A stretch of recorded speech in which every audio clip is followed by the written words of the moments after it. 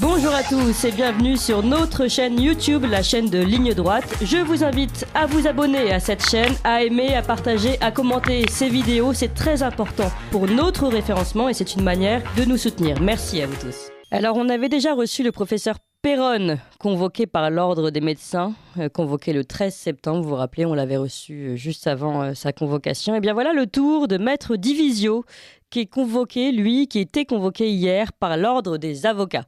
Dans la citation à comparaître adressée à Maître Divisio, il reprochait à l'avocat un manquement aux principes essentiels, accrochez-vous, de la profession d'avocat.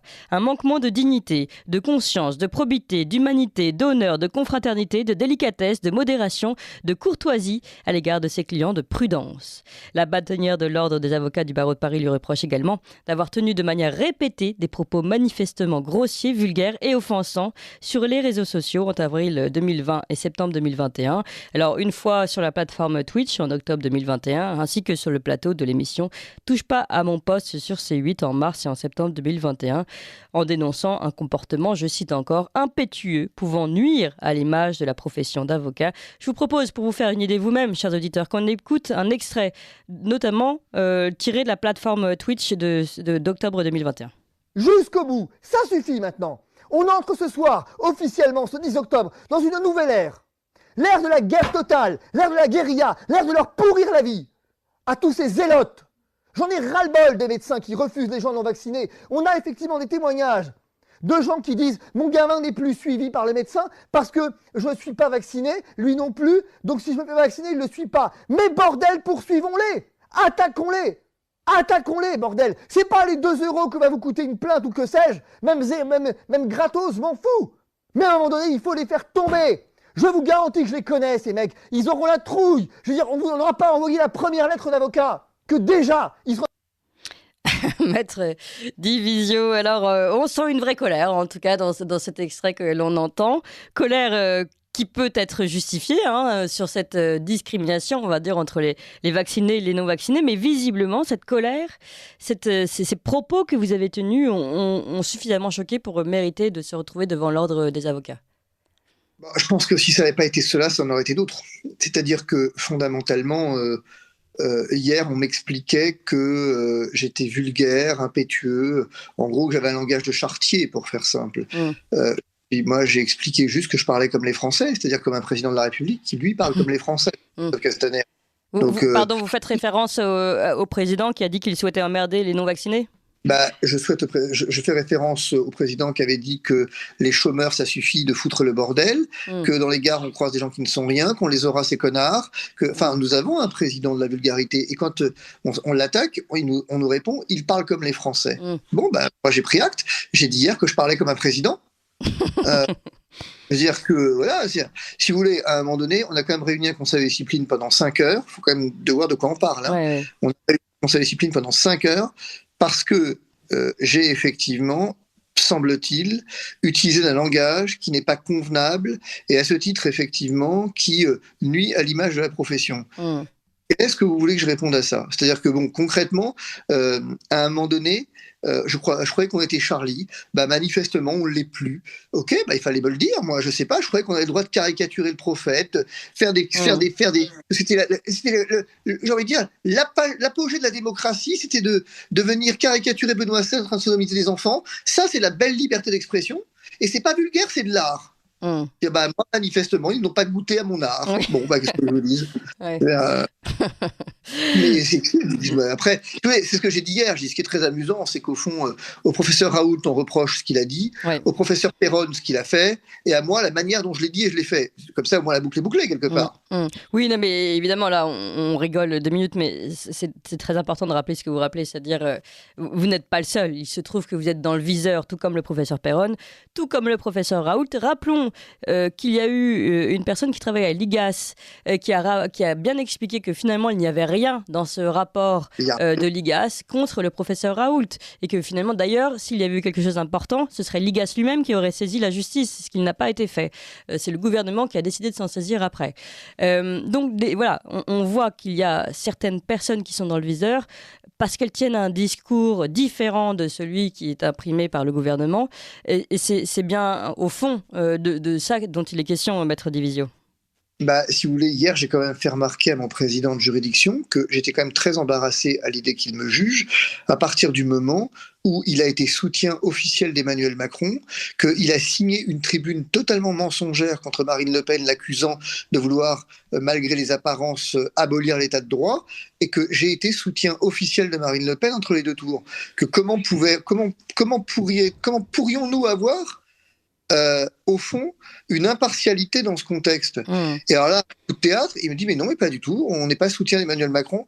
C'est pas parce qu'on signe une tribune qu'on est soutien d'Emmanuel Macron. Ah bah ça, c'est quelque chose quand même. Là, vous parlez de Pierre-Olivier Sûr. Oui, mais je veux dire, c'est toujours le même problème, si vous voulez. Pierre-Olivier Sûr, qui est avocat de Gérald Darmanin qui lui-même... avec quand même les manifs des patriotes où j'étais, a expliqué que c'était salut nazi, ou alors ensuite des gestes fâcheux. On a déposé plainte contre son client, mais tout ça, si vous voulez. Alors, moi ce que je comprends pas, ce que j'ai toujours pas compris, hier, on m'a dit quelque chose, on m'a dit, Maître Divisio théâtralise et vient faire du spectacle de cette affaire qui finalement n'est pas grave. On a quand même répété que c'est une affaire qui n'était pas grave. Alors, si c'est une affaire qui n'est pas grave, pourquoi est-ce qu'on en fait autant de cas? Pourquoi est-ce qu'on se plaît à mentir à la presse en laissant courir des rumeurs sur le fait que des clients se plaignent, ce qui est totalement faux?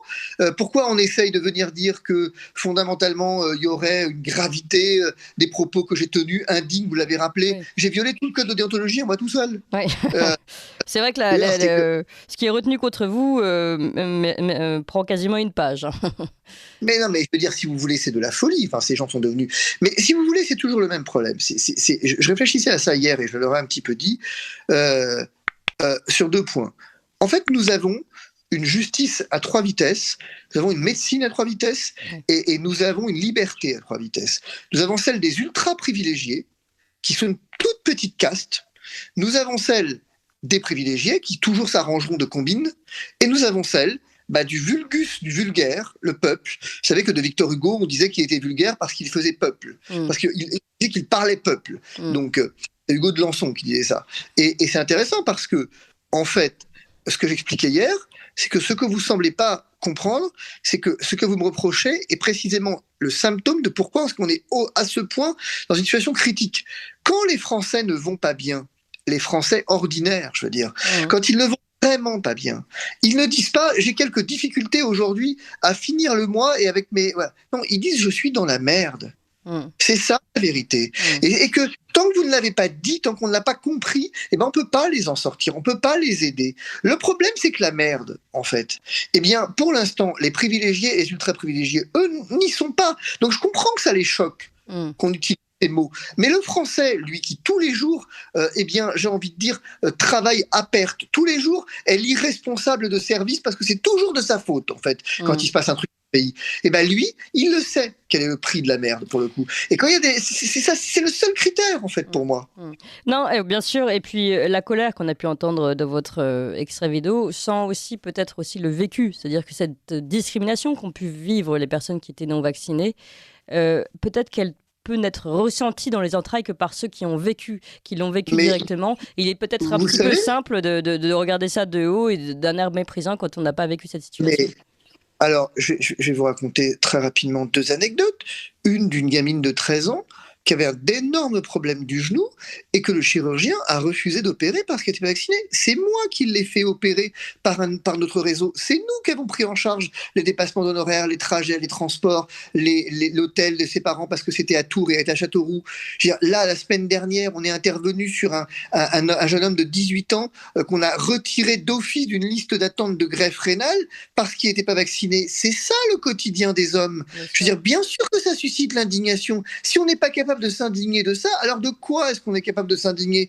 Enfin, mais c'est quoi ce pays? On n'est plus... Enfin, ce que je comprends... Enfin, si vous voulez, moi, ce qui me stupéfie, c'est qu'on s'indigne pour rien, mais on ne s'indigne pas là où il y aurait véritable motif à indignation. Bien sûr. On est face à un scandale. Et regardez ce qui se passe aujourd'hui. Vous savez que moi, alors nous, on a des clients, pour l'anecdote, qui sont russes aujourd'hui. Mais vous n'imaginez pas la terreur dans laquelle ils vivent. Ils n'osent même plus se présenter en préfecture pour faire renouveler leur titre de séjour.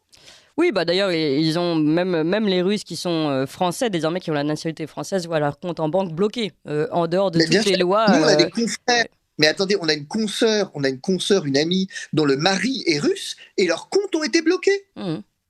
Mais est-ce que ça peut pas susciter indignation? Mais non, mais bien sûr que non, parce que dans les faubourgs parisiens du 5e arrondissement, tout ça, on s'en fiche. C'est pas le problème de ces gens. C'est pas le problème parce que eux n'auront jamais à subir ça. Enfin, ils le pensent en tout cas. Mais sauf que ça va commencer à se rapprocher. Si vous regardez, ça se rapproche de plus en plus quand même. Parce que hier, Emmanuel Macron voulait emmerder les non-vaccinés. Il a maintenant réussi cet exploit d'emmerder tout le monde quand même. Maître Divisio, je voudrais quand même revenir à notre introduction.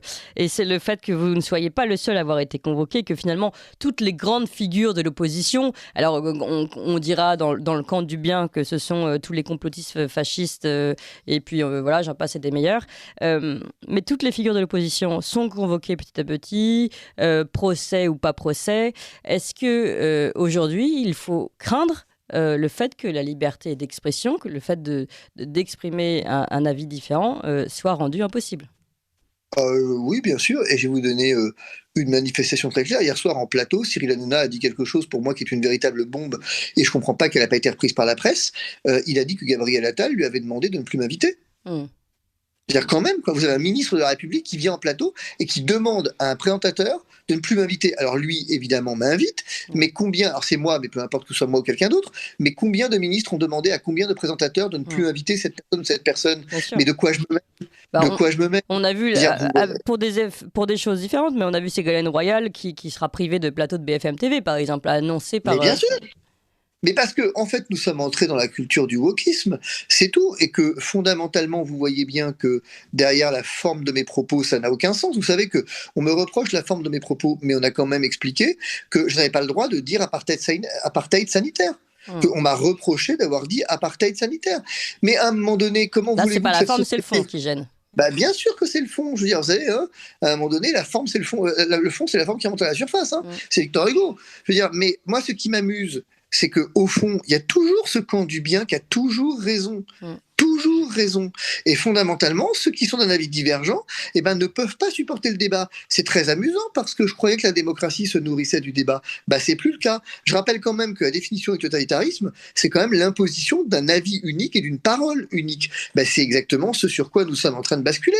Mais bien sûr que le dire déjà, c'est problématique. Mais je pense, si vous voulez, que la notion même de liberté d'expression, elle est...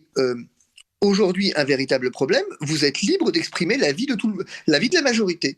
Si vous n'êtes pas conforme à la majorité, vous n'êtes plus libre. C'est tout. Vous êtes libre de faire comme moi. C'est tout. Regardez, c'est ce que je vous disais. Emmanuel Macron est libre d'insulter les Français à longueur de journée, mais quand, par malheur, on lui répond, là, on encourt des sanctions majeures.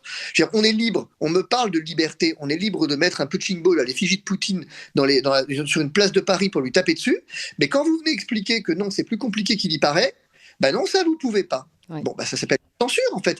Le contraire de la liberté, c'est la censure. Bien sûr que nous sommes entrés dans l'ère de la censure, ça fait aucun doute.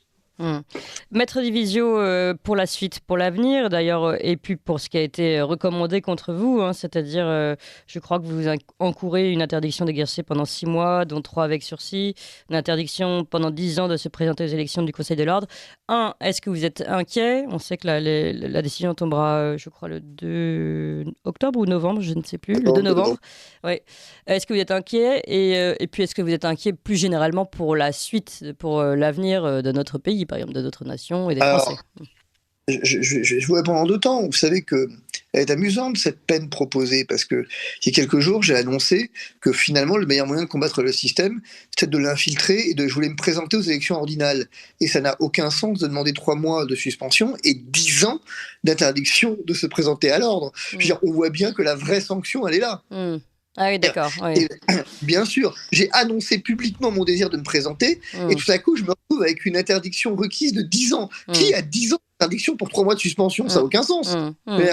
Et deuxièmement, est-ce que je suis inquiet? Bien sûr que non, je ne suis pas inquiet. D'abord parce que je sais que je n'aurai pas 3 mois, ensuite parce que je ferai appel si ça ne me convient pas, et que j'irai jusqu'au Cour européenne des droits de l'homme, et enfin parce que cette décision ne m'impactera pas. Moi, vous savez, la dernière fois que je suis retourné au cabinet, c'est au mois de juillet. Je veux dire, j'ai 2 associés, j'ai 10 collaborateurs, et en fait, moi, ce qui m'inquiète pour l'avenir, c'est pas pour moi, c'est pour les Français. Et ce qu'on cherche actuellement, c'est des solutions. Là, on passe nos journées, vous savez à quoi j'occupe mes journées? Je les occupe d'abord à continuer à défendre des gens qui ne peuvent pas se faire soigner, et d'autre part, à essayer de faire en sorte que les gens, qu'on ait des réseaux locaux qui permettent aux gens de pouvoir se nourrir à moindre frais et de ne pas subir l'inflation à travers l'association qu'on a. C'est ça qui occupe mes journées. On occupe nos journées à essayer d'adoucir l'aridité du quotidien des gens. Je peux comprendre que ces gens du 5e arrondissement en aient rien à faire. Sauf que moi, les gens qu'on représente, les gens que dans cette association qu'on croise dans les manifs, ils viennent rarement du 5e arrondissement. Ouais. C'est ça la différence. En fait. Alors oui, moi je suis inquiet pour eux, parce que cet hiver s'annonce rude, je suis inquiet pour ceux qui vont fermer, les entreprises qui vont fermer, je suis inquiet aussi pour mon cabinet, parce que là, je viens de voir qu'on vient de prendre quasiment 2,5 fois,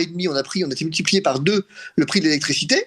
Alors, on ne dépend pas de l'électricité, nous, en tant que tel, mais c'est comme des sommes importantes. Oui. Mais néanmoins, vous imaginez les entreprises qui dépendent de l'électricité, qui ont une multiplication par 2 ou par 3. Les boulangers, on voit les boulangers qui commencent à fermer. Mais bien sûr, les boulangers. Alors, je vais vous dire, mon sort personnel ne me soucie absolument pas. Si ces gens ont envie d'occuper leur temps et leur journée à venir requérir 3 mois de suspension contre moi, ça leur fait plaisir qu'ils le fassent. Si l'argent du contribuable, l'argent magique, sert à ça, mon Dieu, tant mieux. Mais je veux dire, pour vous, je pense qu'il serait quand même mieux utilisé à essayer, je le redis, d'adoucir l'aridité des Français, du sort des Français. Merci beaucoup, Maître Divisio. Je rappelle que vous êtes avocat en droit de la santé publique. Vous avez notamment défendu les soignants suspendus.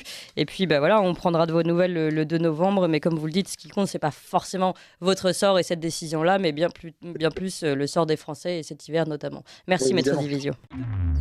Vous appréciez cette émission ? Alors aidez Radio Courtoisie à en produire d'autres en indépendance totale. Rendez-vous sur soutenir.radiocourtoisie.fr. Merci d'avance.